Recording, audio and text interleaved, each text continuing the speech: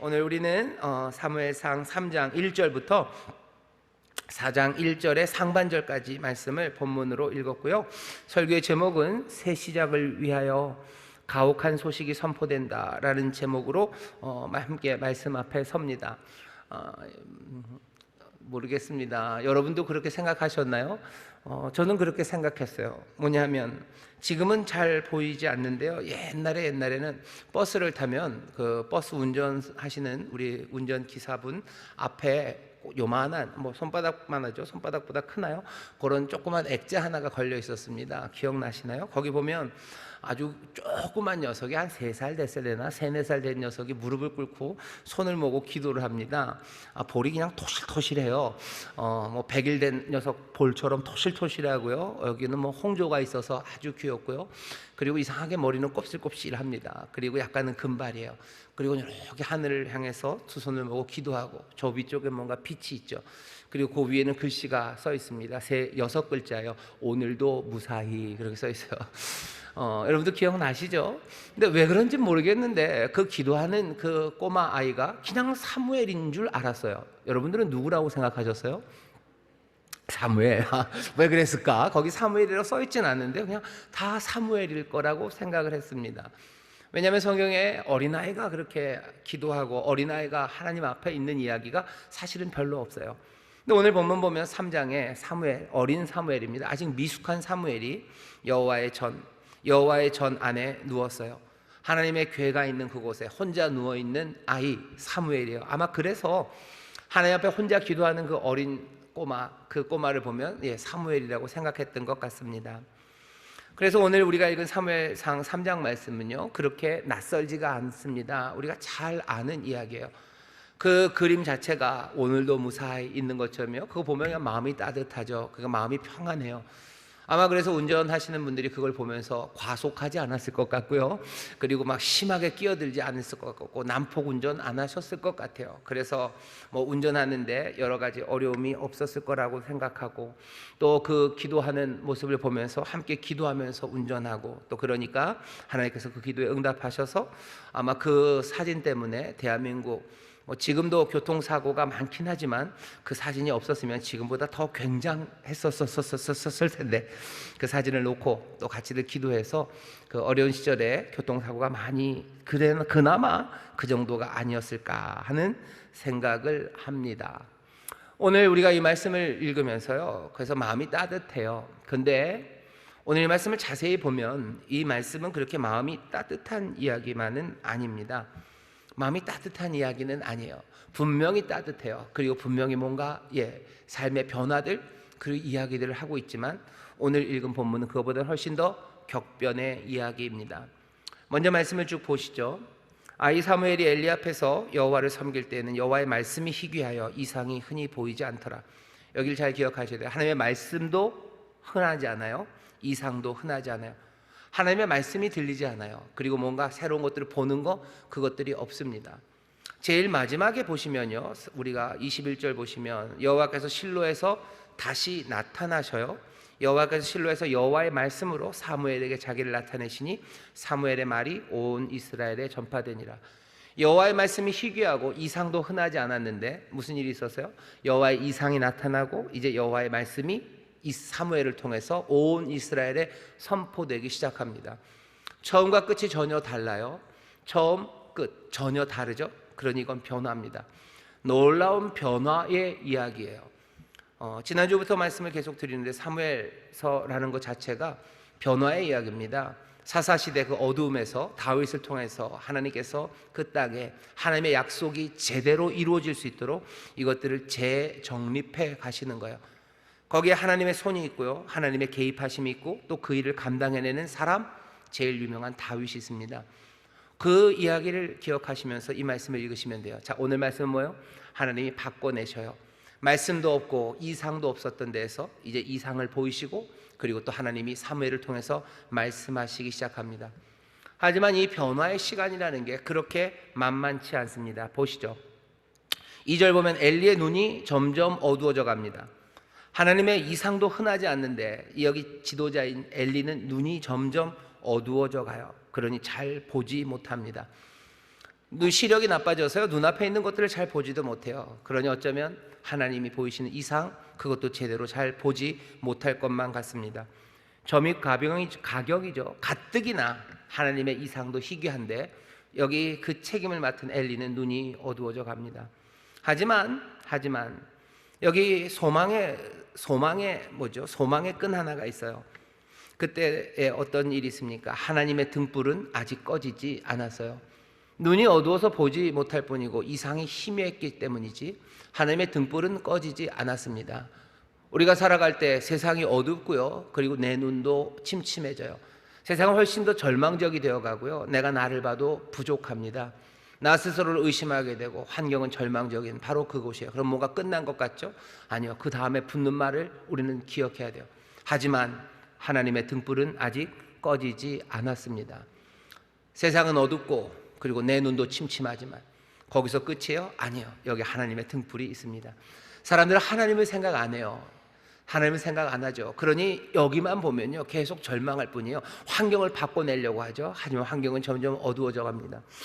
요즘 이 얘기는 별로 하고 싶지 않은데 정치를 보면 이게 무슨 60년대 얘기인지 50년대 얘기인지 모를 이야기들을 해요.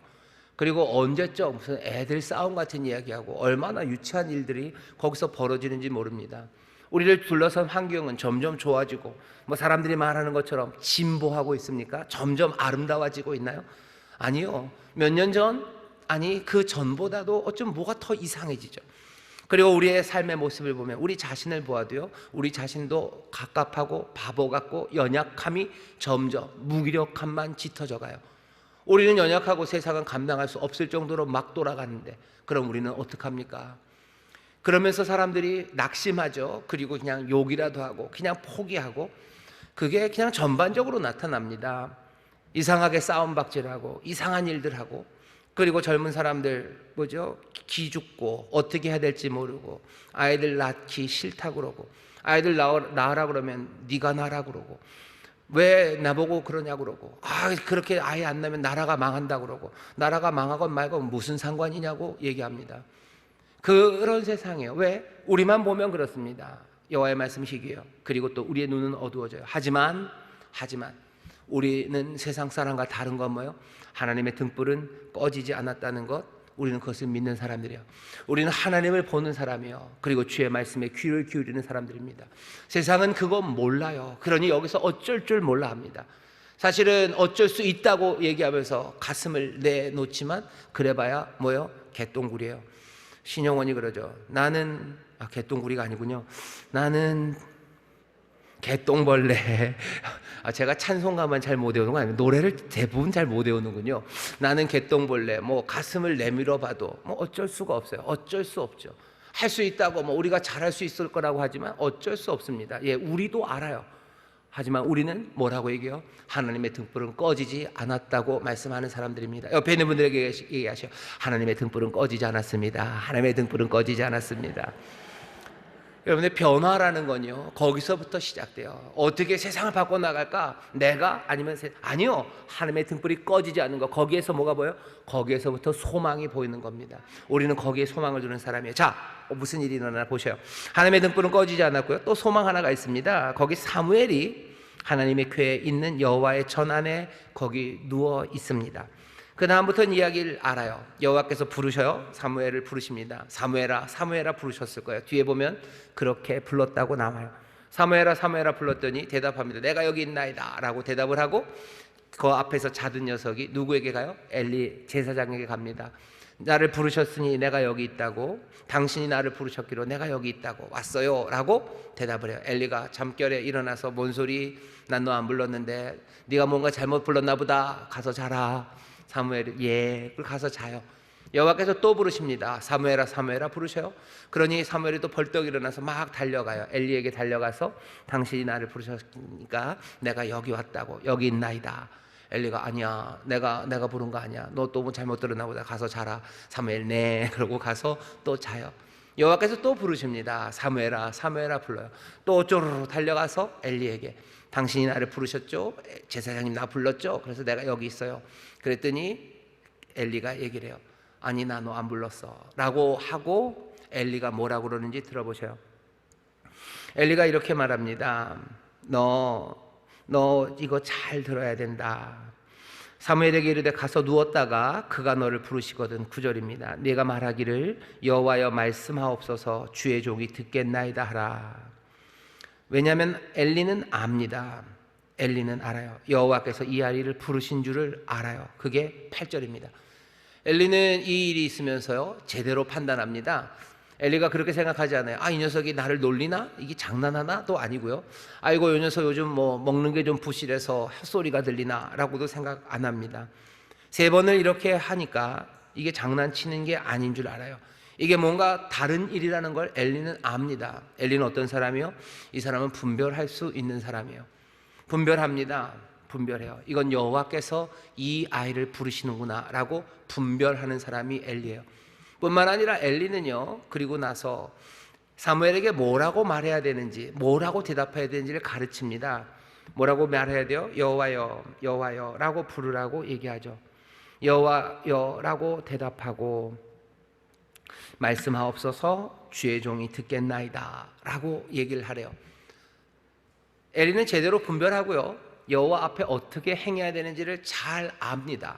그리고 뭐예요? 사무엘에게 이걸 가르쳐요. 엘리는 질투하지 않아요. 가뜩이나 이상도 희미하고 하나님이 부르시는 말씀도 희귀했던 이 시절에 왜 하나님은 나를 제쳐놓고 왜 이 꼬맹이를 불렀을까? 아니 나를 부르지 않았다면 내 뒤에 있는 내 아들들을 부르셨어야 되는데 왜 내 아들들이나 내가 아니고 사무엘을 불렀을까? 질투하지 않습니다. 질투하지 않아요. 이 사람 욕심 갖지 않습니다. 내가 얘보다 더 잘났는데. 보면은 사무엘은 미숙하죠. 7절에 아예 그렇게 돼 있어요. 사무엘이 아직 여호와를 알지 못하고 여호와의 말씀도 아직 그에게 나타나지 아니한 때라. 여호와의 말씀을 부르심을 듣는 것도 모르고 어떻게 해야 되는지 모르고 아주 미숙한 아이예요. 왜 얘한테? 엘리는 지금 여기 사무엘보다 훨씬 더 똑똑하죠. 분별하고 여호와 앞에 어떻게 해야 되는지를 딱 아는 사람이에요. 그리고 제대로 가르칠 수 있는 훨씬 더 훌륭하고 성숙한 제사장입니다. 여호와께서 이 사무엘을 불렀어요. 질투할 만하죠. 그리고 억울해할 만하죠. 하나님 왜 억울하죠. 얘 아무것도 아닌 애를 왜 부르십니까? 내가 그래도 준비된 사람 아닙니까? 엘리는 그렇게 하지 않습니다. 엘리는 겸손한 사람이에요. 하나님이 부르실 때 하나님이 원하신 자들을 부르신다는 거 엘리는 알아요. 하나님이 부르실 수 있다는 것도 알아요. 하나님이 그렇게 부르실 때는 주 앞에 나와서 겸손하게 무릎 꿇고 그 말씀을 들어야 된다는 걸 잘 아는 사람이 엘리입니다. 엘리가 그렇게 가르쳐줘요. 그러니까 사무엘이 알았다고 갑니다. 10절에 여호와께서 임하여 서서 전과 같이 사무엘아 사무엘아 부르십니다. 이번엔 4번째 오셔서 또 부르셨어요. 사무엘이 대답합니다. 10절 보면 말씀하옵소서 주의 종이 듣겠나이다. 이건 재밌어요. 사무엘이 뭔가 하나를 빼먹었어요. 뭘 빼먹었냐면 엘리가 가르쳐줄 때는요 여호와여 말씀하소서인데 앞에 여호와여를 빼먹었습니다. 말씀하옵소서 주의 종이 듣겠나이다. 아마 이거 그냥 제 생각입니다. 사무엘이 당황스럽죠. 그러니 아마 그 대사를 다 못 외웠는지도 몰라요. 아니면 여호와여라고 말하는 게 익숙하지 않았는지도 몰라요. 뭐가 됐든지 사무엘은 조금 얼어 있는 것 같고 조금은 미숙해 보입니다. 사무엘은 여전히 미숙해요. 하지만 그렇다고 해서 여호와께서 너 대답이 틀렸다 다시 올게 라고 하지 않으셔요. 여호와께서 사무엘에게 말씀하기 시작합니다. 여러분들 여기서 잘 듣기 시작하셔야 돼요. 이 이야기를 보시죠. 아름다운 이야기예요. 근데 그 다음에 이렇게 아름다운 이야기로 불러놓고서 여호와께서 사무엘에게 하시는 이야기는 보라 내가 이스라엘 중에 한 일을 행하리니 그것을 듣는 자마다 두 귀가 울릴 거래요. 귀가 쟁쟁해질 정도로 아주 충격적인 이야기를 하겠답니다. 사무엘을 그렇게 낭만적으로 아름답게 부르시더니 사무엘에게 야 내가 너를 복주겠다 라고 했으면 좋겠는데 그런 얘기 아니에요. 내가 너를 다음에 지도자로 세우겠다 그런 얘기도 아니에요. 뭔가 이스라엘 중에 크고 놀라운 구원을 베풀겠다 그런 이야기도 아닙니다. 두려워 귀가 쟁쟁 울려서 막 어질어질한 일 내가 그런 일 하나를 행할 거라고 하셔요. 뭔 일입니까? 12절 보면 내가 엘리의 집에 대하여 말한 것을 처음부터 끝까지 그날에 그에게 다 이루리라요. 엘리에게 말했던 걸 몽땅 다 이루겠대요. 엘리에게 무슨 얘기를 했는데요? 2장이죠. 지난주에 읽었던 말씀입니다. 2장 27절 보면 하나님의 사람이 엘리에게 와서 그에게 이르되 여호와의 말씀에 너희 조상 집이 애굽에서 바로의 집에 속하였을 때 내가 그들에게 나타나지 아니하였느냐. 쭉쭉쭉쭉 하고 그 다음에 어떻게 한대요? 30절입니다. 그러므로 이스라엘 하나님 나 여호와가 말하노라. 내가 전에 내 집과 내 조상의 집이 내 앞에서 영영히 행하리라 하였으나 이제 나 여호와가 말하노니 결단코 그렇게 아니하리라. 나를 존중히 여기는 자 내가 존중히 여기고 나를 멸시하는 자 내가 경멸히 여기리라. 그래서 어떻게 한다고요? 집에 노인이 하나도 없게 하는 날이 이를 것이다. 노인이 하나도 없을 거래요. 오래 사는 사람 없을 거다. 너네 집은 그렇게 될 거래요. 이스라엘에게 모든 복을 베푸는 중에 너는 내 처소에 환난을 볼 것이고 내 집이 영영토록 노인이 없을 거다. 내 단에서 내가 끊어버리지 아니할 너의 사람이 내 눈을 쇠장케 하고 내 마음을 슬프게 할 것이요 내 집에 생산하는 모든 자가 젊어서 죽으리라. 네 두 아들 홈리와 비느하스 한날에 죽으리니 그 둘에 당할 일이 내게 표징이 되리라. 네 아들은 죽을 거고요. 니네 집에는 노인 되는 사람 없을 거고요. 니네 두 아들뿐만 아니라 니네 집 뭐죠? 그 친척들이요. 가까운 친척들이겠죠. 거기에도 오래 사는 사람 없을 거다. 다 젊어서 죽을 거다라고 얘기하셔요. 너무너무 무서운 이야기를 하셨어요. 그리고 나서는 뭐라고 하셔요? 내가 그것들을 다 이룰 거다라고 말합니다. 내가 엘리의 집에 대하여 말한 것을 처음부터 끝까지 그날에 그에게 다 이루리라. 무서운 일이죠. 그러니 두 귀가 쟁쟁 울릴 만한 일입니다. 내가 그 집을 영원토록 심판하겠다고 그에게 이른 것은 이미 엘리에게 말했죠. 그의 아는 죄악을 인함이니. 설명해줘요. 왜 내가 그러냐고? 이미 엘리도 안다. 엘리에게 얘기했어요.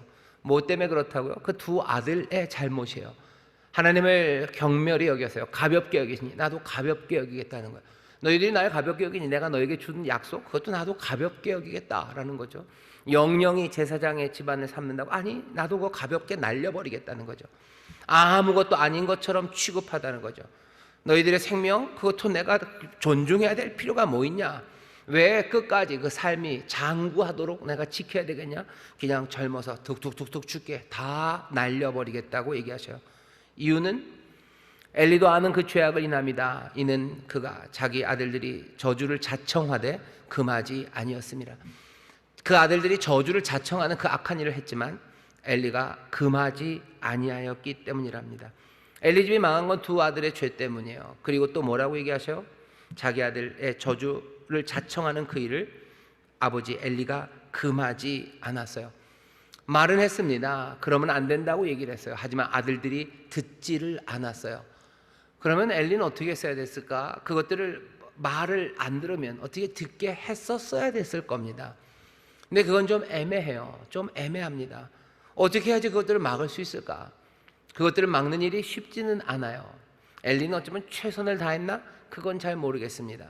하지만 분명히 결과는 뭐예요? 아들들의 죄악, 저주받을 그 일들이 금하여지지 않았어요. 그러니 하나님이 그 집에 벌을 내리시겠답니다. 이 무서운 이야기가 사무엘에게 전해졌어요. 그건 회복 안 될 거다. 엘리의 집에 대하여 맹세하기를 엘리의 집의 죄악은 재물이나 예물로나 영영이 속함을 얻지 못하리라 하였노라. 여러분들 보셔요. 앞에 그 꼬맹이가 얼굴이 볼그스름해가지고 통통한 얼굴로 하늘을 보며 기도하고 있는데 지금 어쩌면 아마 그거보다는 사무엘이 컸을 겁니다. 그 귀여운 아이에게 지금 임한 말씀은 뭐예요? 온 이스라엘이 귀가 쟁쟁한 이야기가 들리고 있어요.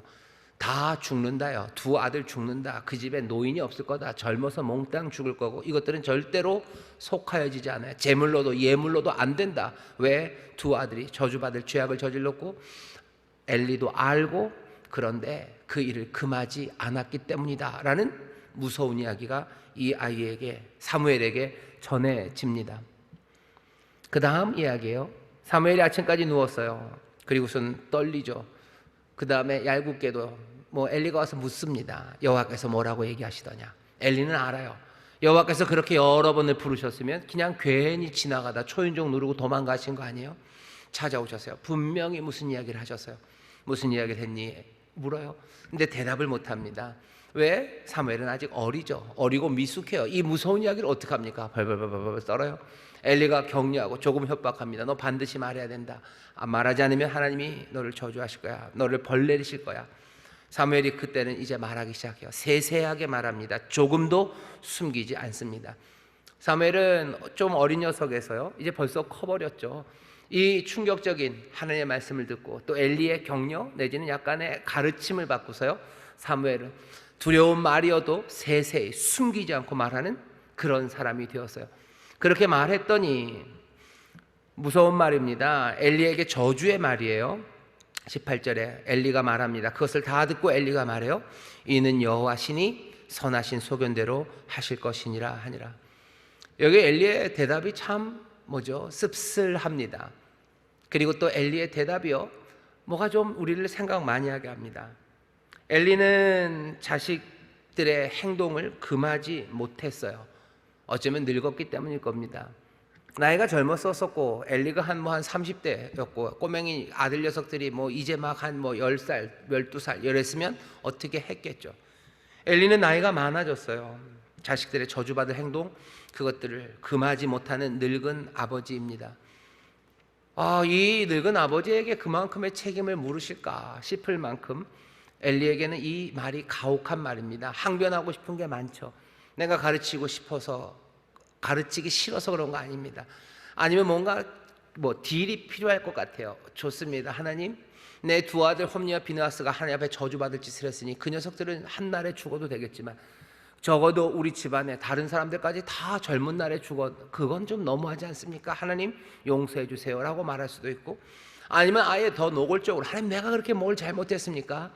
내가 하나님 섬기고 내가 하나님 분변하고 이 사무엘 잘 가르치고 내가 나름대로 열심히 하나님 섬겼는데 죄는 내가 지은 겁니까? 내 아들들이 지은 거 아닙니까? 내 아들들 벌 주시면 되지 내가 왜 벌을 받아야 됩니까? 라고 항변할 수 있을지도 몰라요. 오늘 3장에 보면 엘리는 굉장히 따뜻한 사람이었죠. 그렇게 밤에 3번이나 4번이나 깨우러 온 녀석에게 엘리는 화낸 적도 없습니다. 따뜻하고 인내심 많아요. 아는 것 많고 분별력 있고 그런 사람입니다. 이 사람에게 이 일이 닥쳤어요. 엘리는 이 일을 어떻게 합니까?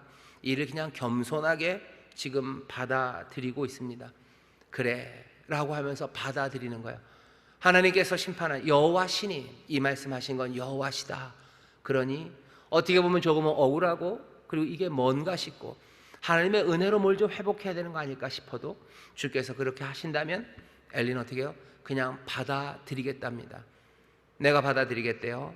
18절입니다. 여호와 신이, 이는 여호와 신이 선하신 소견대로 하실 것이니라. 하나님의 그 심판이 선하다고 주가 하시는 일이니 이건 선한 일이라고, 내가 당하는 아픔이고 내가 그 일에 나도 내 삶이 터져나가겠지만 엘리는 그대로 받아들입니다.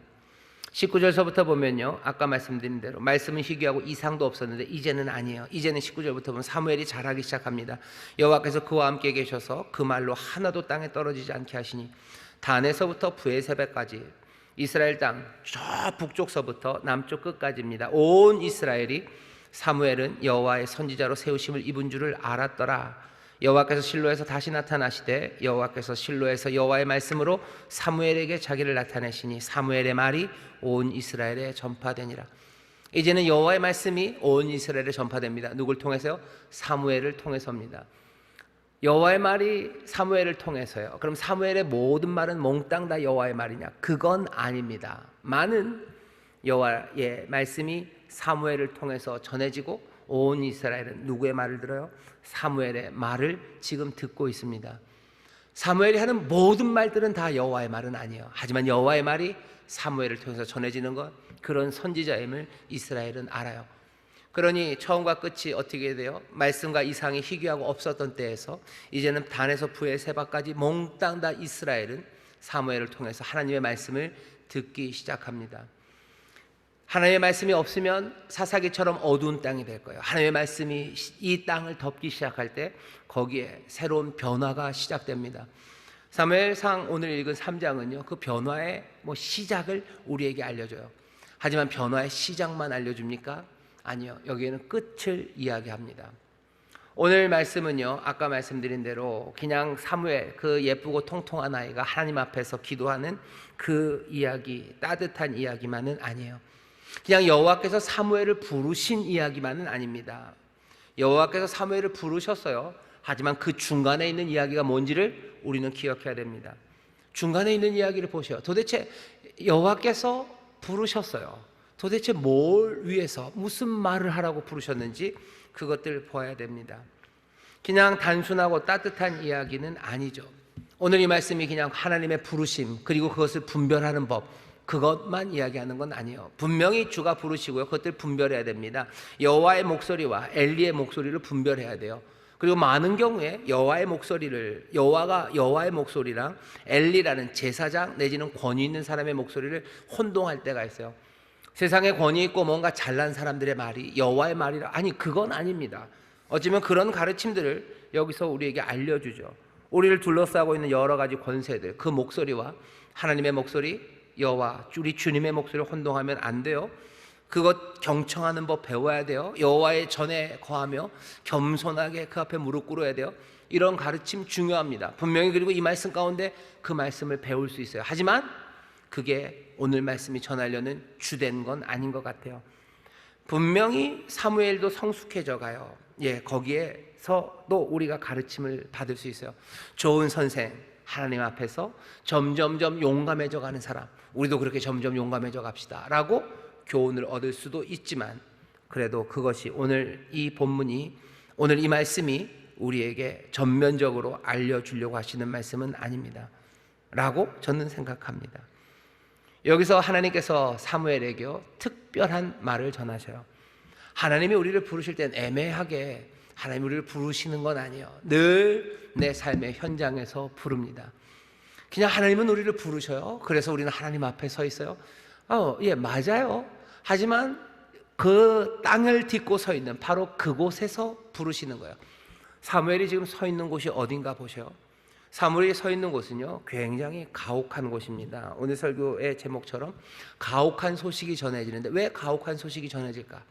서 있는 그곳이 가혹한 땅이기 때문이에요. 사무엘이 살고 있는 그곳, 그 삶의 현장은요, 영적으로 황폐한 곳입니다. 얼마나 황폐해요? 하나님의 말씀이 희귀해요. 여호와의 이상이 보이잖아요. 영적으로 폐허가 된 곳이에요. 영적으로 폐허가 됐어요. 세상에는 하나님의 뜻, 하나님이 주시는 꿈, 하나님이 주시는 말씀, 그런 이야기가 쓱 다 사라져 버렸죠. 온갖 비명의 소리와 아니면 욕심의 소리, 아니면 비난, 아니면 비아냥, 킥킥거리는 소리들, 그 소리만 가득해요. 영적인 것은 존중받지 못해요. 그런 건 없다고 부정하는 세상이에요. 사무엘 시대고 어쩌면 지금 같은 시대입니다. 사무엘이 있었던 때는 영적으로 황폐한 시절이에요. 그리고 거기는 종교적으로 타락합니다. 홈리와 비나스 두 아들의 이야기를 들었죠. 자기의 욕심 채우려고 구운 고기 먹겠다고 자기가 먼저 가서 하나님 앞에서 드리지도 않은 것들을 잘라 오겠다는 그런 일들, 회막에서 수종드는 여인들, 그 여인들을 건드리고 그것들에서 수군대기만 할 뿐 그것들을 금하지 못하는 그런 세상, 종교적인 타락이 있었던 곳이에요.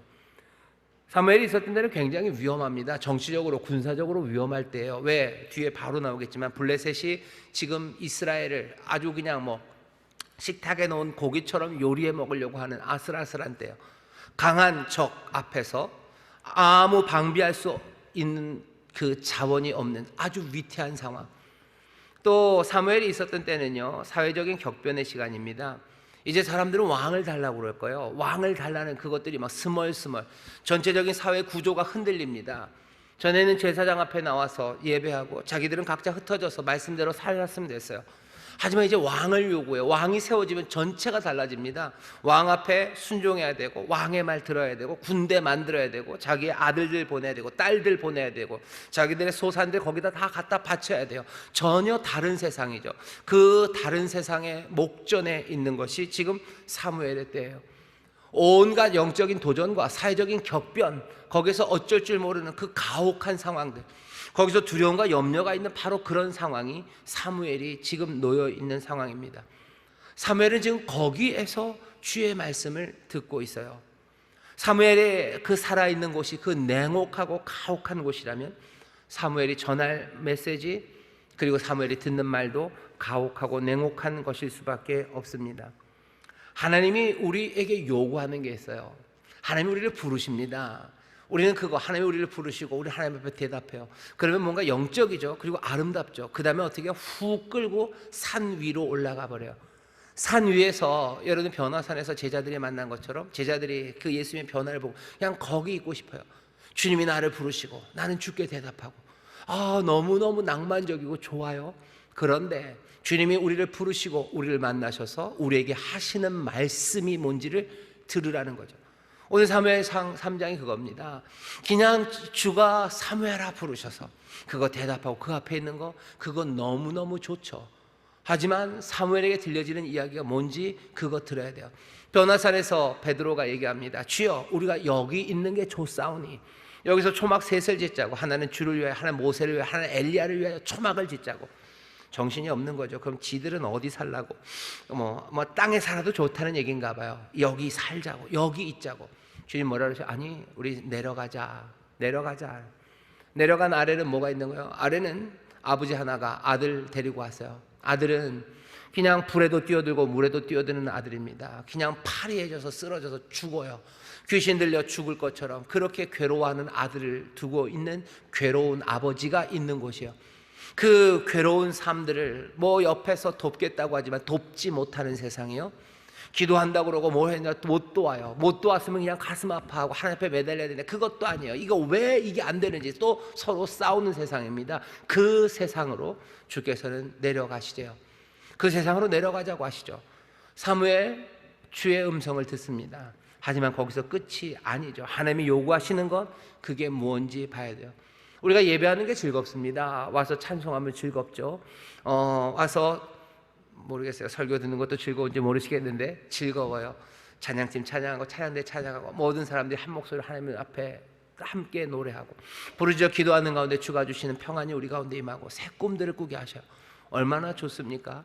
하지만 이 꿈꾸고 그리고 이 하나님의 약속 가운데 감격하는 우리에게 하나님이 주시는 말씀들은요 어쩔 수 없어요. 그건 냉혹하고 가혹한 이야기들을 우리에게 하실 수밖에 없습니다. 왜? 이 냉혹하고 가혹한 세상 바로 여기를 변화시켜 나가야 되기 때문이에요. 변화는 여호와의 전 그리고 여호와의 궤가 있는 그곳에서가 아니라 이스라엘 땅 단에서부터 브엘세바까지가 여호와의 말씀을 들어야 되는 거예요. 단에서부터 브엘세바까지 이제 무슨 일이 있는 거예요? 영적인 그 혼란과 황폐함과 그리고 그 위협과 그 위험과 타락과 그 비명이 가득한 그곳을 바꿔내려면 우리에게 임한 하나님의 말씀은 어쩌면 가혹하고 냉혹하고 어쩌면 두려운 이야기를 우리에게 주십니다. 위기의 시간에 그리고 이 위기의 땅에 소망과 변화가 있으려면 반드시 이런 일들이 필요해요. 그냥 어린아이처럼 거기서 늘 즐거워하고 행복하며 거기에 머무를 수는 없습니다. 이런 것들을 선지자적인 부르심이라고 말을 하죠. 하나님의 나타나심에 머무르는 것 그게 목적이 아닙니다. 우리에게 도전하셔요. 영적인 도전이에요. 그리고 하나님의 부르심이 만들어내는 그 세상의 격변입니다. 바꿔내시는 것. 세상을 바꿔내시고 그리고 우리에게 영적으로 도전하는 그 일들을 주셔요. 우리를 그러니 단과 브엘사바 그 이스라엘 땅으로 보내요. 어디로 보냅니까? 비명소리 가득한 내 가정으로 보내는 거예요. 그리고 사람들이 절망해서 그냥 파리해져가는 내 학교로 보내는 거예요. 내 일터로 보내는 거예요. 모든 사람들이 분노와 미움 가운데 어쩔 줄 모르고 절망하고 그 가운데 불의를 행하고 그 가운데서 악함으로 킥킥거리고 있는 그 땅 그리로 우리를 보내셔서요. 그 땅이 하나님의 나라가 하나님의 뜻이 이루어지는 곳이 되도록 우리를 도전하시고 그 격변의 현장으로 우리를 보내십니다. 어쩌면 지금도 이때와 그렇게 많이 다르지 않습니다. 우리가 여기서 누구보다도 사무엘보다도 더 홍조뛴 아름다운 모습으로 하나님을 만날 거예요. 그 산 꼭대기에서 하나님 즐거워하고 행복할 겁니다. 하나님 우리를 부르시고 우리는 주께 여호와여 말씀하옵소서 내가 듣겠나이다 라고 있어요. 그리고 들려주는 이야기는 아름다운 노래만은 아닙니다. 그 들려주는 말씀은요 조금은 무서운 이야기예요. 조금은 가혹한 이야기예요. 성도 여러분들이 그냥 갑자기 이렇게 되시는데요, 여러분들 너무 염려하지 마세요. 가혹할 수밖에 없는 건 끝이기 때문에 그래요. 마지막에 관한 이야기죠. 엘리가 자기의 마지막에 관한 이야기를 듣습니다. 그 이야기들을 받아들여요. 하나님이 악을 묵인하지 않으시기 때문입니다.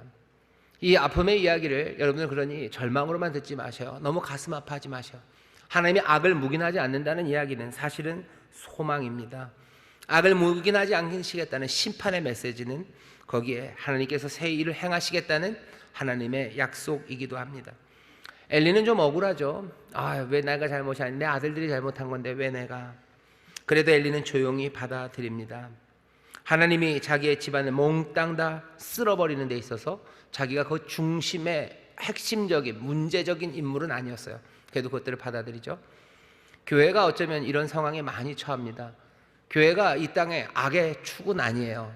사람들은 교회가 제일 나쁘고 악의 축이라고 그러고 이 코로나 사태의 원흉이 교회라고 그러는데 그건 그냥 할 말이 없는 사람들이 하는 이야기고, 교회가 이 땅의 악의 축은 아닙니다. 많은 교회도 이 땅에 여러 가지 어려움을 함께 당합니다. 우리는 빼주셔요. 아니요, 엘리는 그렇게 하지는 않았어요.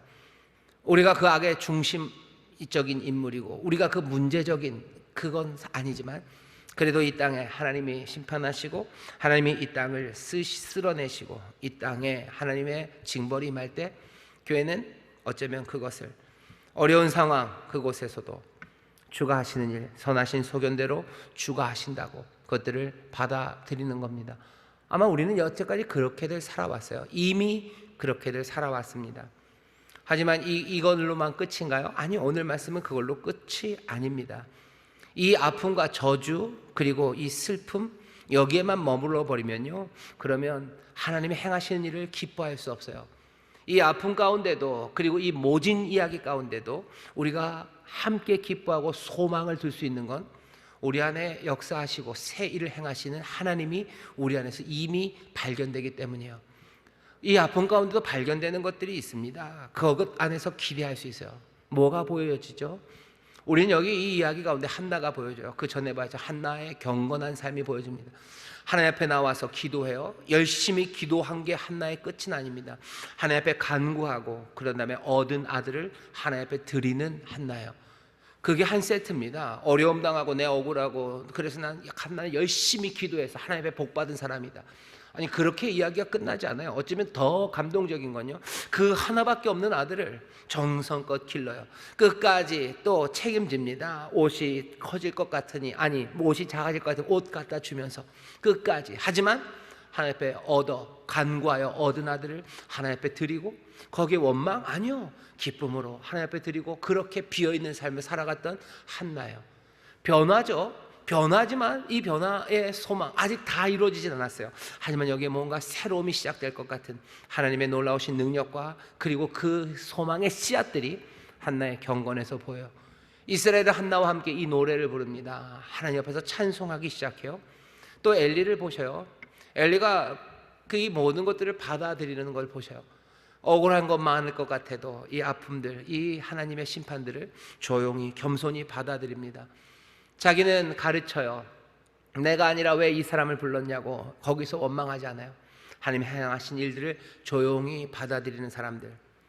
또 여기 점점점 자라가는 사무엘, 미약하고 아직 여호와를 알지 못하지만 배워가죠. 뭐라고 말해야 되는지 알아요. 점점점 담대해져 가요. 점점 더 성령의 도우심으로 하나님의 말을 전하며 커가는 이 사무엘의 모습이 있습니다.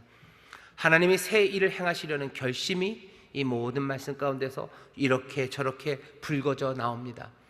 세상의 아픔과 하나님이 때리시는 것, 거기 안에 매몰돼서요, 머물러서 거기에 모든 마음을 빼앗겨 버리면 슬픔에서 헤어나올 수가 없어요. 분명히 끝이에요. 마지막을 하나님이 함께 하셔요.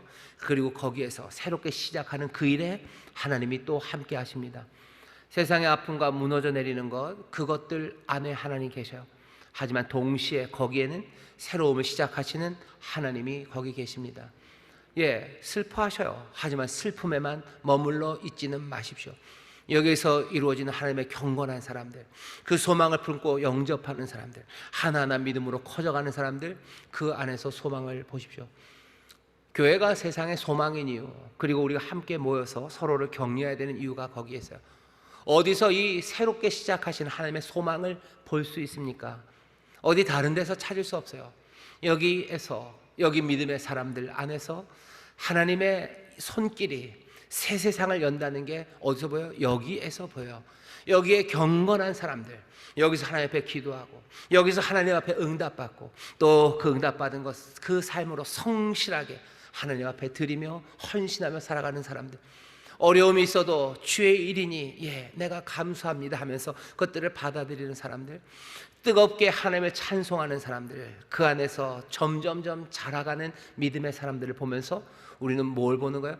하나님께서 새 일을 이루시는 새로운 시작, 거기에 하나님이 함께 하심을 우리는 발견하는 겁니다. 그러니 예배가 중요해요. 교회가 중요해요.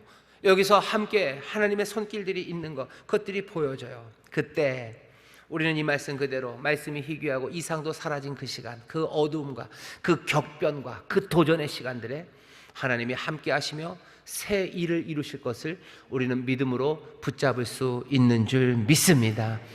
여러분들, 슬픔, 그러니 거기에서 끝은 아니야. 슬픔을 분명히 말해야 됩니다. 가혹한 말이죠.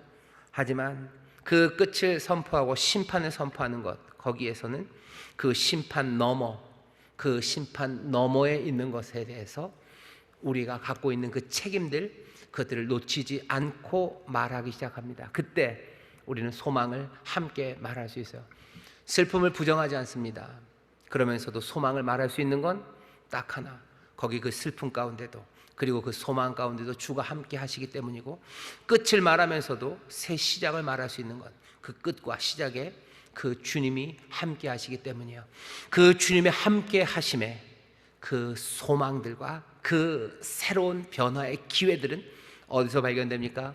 하나님의 사람들에게서 발견됩니다. 사무엘에게서, 엘리에게서, 한나에게서, 찬양하는 이스라엘에게서 발견이 돼요. 우리 인천 순복음교회 성도들이 바로 이 격변의 시간, 그리고 이 폐허 같은 곳을 새롭게 만드시려는 하나님의 어쩌면 그 아픈 역사 가운데 정말로 하나님의 소망에, 그리고 새로운 시작의 그 증거로 새롭게 역사하시는 하나님, 그 하나님을 발견할 수 있는 바로 그 자리들로, 그 삶들로 우리가 서게 되시기를 주의 이름으로 축원합니다. 인천에 있는 하나님의 형상이 되기를, 여기 인천에 있는 하나님의 놀라우신 능력의 표적으로 서는 우리가 되기를, 여기 인천에서 하나님의 새로운 역사가 시작된다는 것이 증거되는 우리 교회, 우리 성도들, 우리 사랑하는 믿음의 가정들이 되시기를 주의 이름으로 축원합니다. 이 가혹한 시간, 하지만 하나님이 새로운 일을 시작하실 줄 믿습니다. 그 증거가 우리 가운데 발견될 줄 믿습니다. 이유는 딱 하나예요. 주가 우리와 함께 하시기 때문이고, 우리가 주 안에 거하기 때문인 줄 믿습니다. 기도하겠습니다. 하나님, 어려운 시절을 지나갑니다. 주가 우리를 부르십니다. 주여, 우리가 응답합니다. 우리에게 전하시는 이야기를 듣습니다. 주여, 삶이 변화되어야 합니다. 이전 것들이 끝나야 합니다. 그래야 새로운 일들이 시작됩니다. 그 말이 전해지는 것이 가혹하고 힘들지라도 주여, 이것이 주의 마무리요, 주의 또한 새로운 시작임을 주여 우리가 증거하게 하옵소서. 경건함으로 증거하게 하시고, 신실함으로 증거하게 하시고, 또 주께 순종하며 주의 일을 받아들임으로 아버지 하나님, 이것들을 증거해내는 자들 되기를 원하오니 늘 주와 함께 하시는 놀라운 변화를 꿈꾸며 누리며 전하는 우리 모두가 되게 하여 주옵소서. 감사드리며 예수님 이름으로 기도하옵나이다. 아멘.